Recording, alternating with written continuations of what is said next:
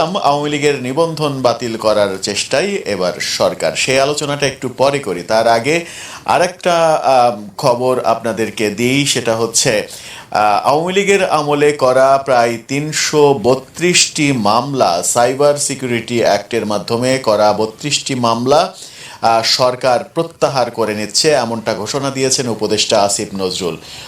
আওয়ামী লীগ শত্রুতাবশত সেই মামলাগুলো করেছে, সেই মামলার একটারও মেরিট নাই, এরকম একটা ঘোষণা দিয়েছেন আসিফ নজরুল। সমস্ত মামলা প্রত্যাহার করা হচ্ছে এবং আসিফ নজরুল বলেছেন সাইবার সিকিউরিটি অ্যাক্ট যে আইন, সেই আইনটা হয় বাতিল করা হবে অথবা আইনের সংশোধন করা হবে। যখন ইউনূস সরকার নানা কর্মকাণ্ডে বিপর্যস্ত, বিপাকে এবং সরকার প্রধান যখন দেশের বাইরে সফরে গিয়েছেন, তখন বড় দুটো ঘটনা ঘটতে শোনা গেল। সাইবার সিকিউরিটি অ্যাক্ট বাতিল হয়ে যাচ্ছে, এদিকে আওয়ামী লীগের নিবন্ধন বাতিলের প্রস্তাব করেছে নির্বাচন কমিশন সংস্কার কমিটি। সরাসরি যদিও আওয়ামী লীগের নাম নেয়নি, কিন্তু তারা সেই কথাটা বলেছে। সেই খবরটার ডিটেলস একটু পরে আসি। ওদিকে মজার একটা কাণ্ড ঘটেছে। বিভিন্ন ওয়াজ মাহফিলে আমরা শুনেছি চরমনাই পীর জামাত ইসলাম সম্পর্কে যথেষ্ট একেবারে খুবই নিম্নমানের কটু কথা বলেছেন। জামাত একটা খারাপ দল, জামাত মানেই শয়তান, এরকম কথা তাদেরকে বলতে শোনা গেছে। সেই চরমনাই পীরের দরবারে গিয়ে হাজির জামাতের আমির। ভোটের রাজনীতিতে তারা একত্রিত হওয়ার চেষ্টা করছেন, তেমনটাই শেষ পর্যন্ত মনে হচ্ছে। ভোটের রাজনীতি যখন এই রকম ব্যাপার তৈরি করে, তখন কিন্তু সামনে একটা প্রশ্ন এসেই যায়, ইসলামের নাম নিয়ে যে রাজনীতিটা করা হচ্ছে, সেই রাজনীতিটা কি ইসলামের রাজনীতি নাকি নিজেদের স্বার্থের রাজনীতি?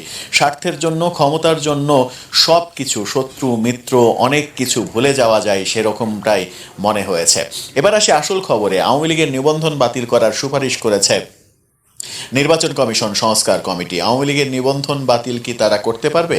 এই সরকার তাদের অস্তিত্ব সংকটে যখন ভুগছে, ডোনাল্ড ট্রাম্প আমরা দেখেছি ক্ষমতায় বসেছেন গতকাল, ক্ষমতায় বসেই তিনি ৭৮টা সিদ্ধান্ত, জো বাইডেনের ৭৮টা সিদ্ধান্ত বাতিল করে দিয়েছেন এবং বড় ধরনের ট্রাম্প কার্ড খেলেছেন তিনি। জো বাইডেনের সরকারের ৭৮টা সিদ্ধান্ত এক সাইনে তিনি বাতিল করে দিয়েছেন।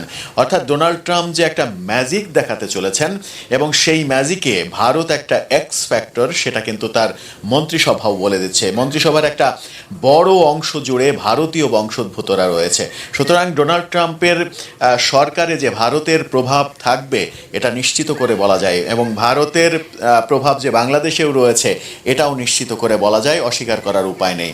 ভারত এবং ডোনাল্ড ট্রাম্প মিলে যে অবস্থা, যে চাপ বাংলাদেশ সরকারের উপরে তৈরি করেছে, অন্তর্বর্তীকালীন সরকারের উপরে তৈরি করেছে, সেই চাপের পরিপ্রেক্ষিতে যখন মনে হচ্ছে এই অন্তর্বর্তীকালীন সরকার বেশি দিন টিকতেই পারবে না, তারা পদত্যাগ করবে, নতুন তত্ত্বাবধায়ক সরকার গঠিত হবে, ঠিক সেই সময় নির্বাচন কমিশন সংস্কার কমিটি আওয়ামী লীগের নিবন্ধন বাতিলের সুপারিশ করলো। আওয়ামী লীগের নাম না নিয়ে তারা বলেছে ১৪, ১৮ এবং ২৪-এ যে নির্বাচন হয়েছে, এই নির্বাচনের বিরুদ্ধে ব্যবস্থা নিতে হবে।